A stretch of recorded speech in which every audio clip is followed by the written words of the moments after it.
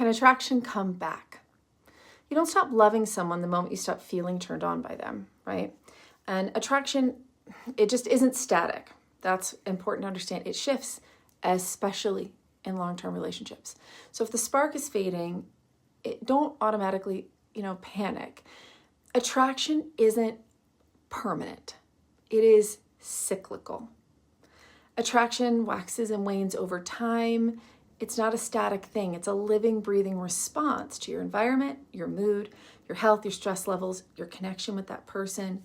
And you can go through a season of feeling disconnected or off, especially in long-term relationships. And that doesn't mean that the relationship is broken. It may mean it needs some tending.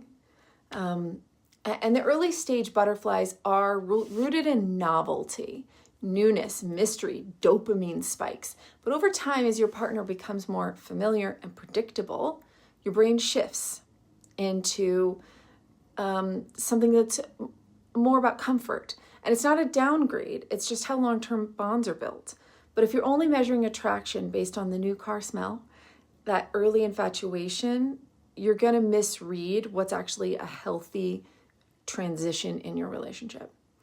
And perception, it's psychological. So your perception of your partner isn't just about how they look. It's about how you feel about them. If there's unresolved resentment, if you're overstimulated or stressed, not taking care of yourself, that bleeds into how you feel.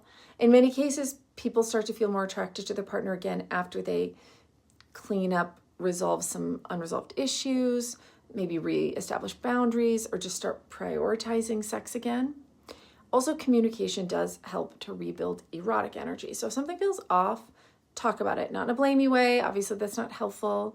I don't want you anymore. That's not helpful. But really, in a vulnerable way, talk about what's feeling good, what's feeling like it's missing. What are you fantasizing about? What are you needing? What are they needing? It's amazing how many couples really don't have honest conversations about sex very often. And then they're shocked by how often things can change, even though they're not talking about sex. And the truth is, attraction can be reunited. It's important to understand. You can get spark back, but it really doesn't come from waiting and hoping it magically returns if it's been a while, right? You get it back through shared experiences, taking care of yourselves, seeing your partner in a new light. Scheduling intimacy also isn't unsexy. It's super smart. So